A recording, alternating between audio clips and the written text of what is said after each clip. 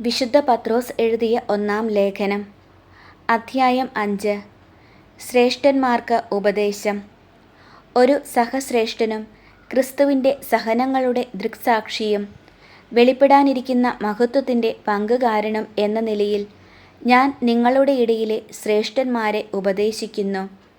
നിങ്ങളെ ഏൽപ്പിച്ചിരിക്കുന്ന ദൈവത്തിൻ്റെ അജഗണത്തെ പരിപാലിക്കുവിൻ. അത് നിർബന്ധമൂലമായിരിക്കരുത്.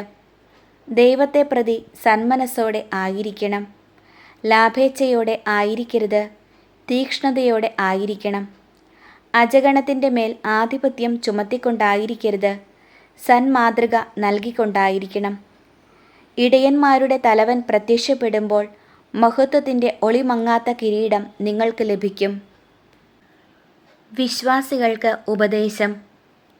അപ്രകാരം തന്നെ യുവാക്കന്മാരെ, നിങ്ങൾ ശ്രേഷ്ഠന്മാർക്ക് വിധേയരായിരിക്കുവിൻ. പരസ്പര വിനയത്തിൻ്റെ അങ്കി അണിയുവിൻ. ദൈവം അഹങ്കാരികളെ എതിർക്കുകയും വിനയമുള്ളവർക്ക് കൃപ നൽകുകയും ചെയ്യുന്നു. ദൈവത്തിൻ്റെ ശക്തമായ കരത്തിൻ കീഴിൽ നിങ്ങൾ താഴ്മയോടെ നിൽക്കുവിൻ. അവിടുന്ന് തക്ക സമയത്ത് നിങ്ങളെ ഉയർത്തിക്കൊള്ളും. നിങ്ങളുടെ ഉത്കണ്ഠകളെല്ലാം അവിടുത്തെ ഏൽപ്പിക്കുവിൻ. അവിടുന്ന് നിങ്ങളുടെ കാര്യത്തിൽ ശ്രദ്ധാലുവാണ്. നിങ്ങൾ സമചിത്തതയോടെ ഉണർന്നിരിക്കുവിൻ. നിങ്ങളുടെ ശത്രുവായ പിശാച് അലറുന്ന സിംഹത്തെപ്പോലെ ആരെ വിഴുങ്ങണമെന്ന് അന്വേഷിച്ചുകൊണ്ട് ചുറ്റി നടക്കുന്നു. വിശ്വാസത്തിൽ ഉറച്ചു നിന്നുകൊണ്ട് അവനെ എതിർക്കുവിൻ.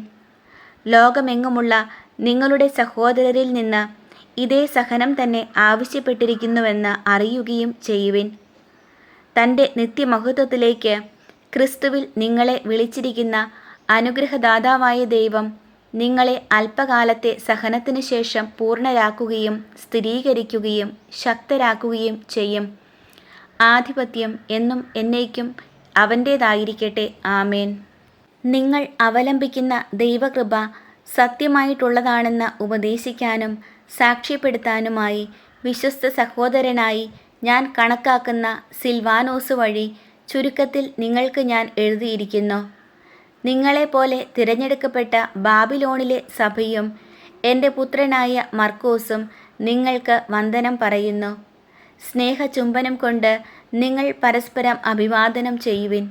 ക്രിസ്തുവിലായിരിക്കുന്ന നിങ്ങൾക്കെല്ലാവർക്കും സമാധാനം.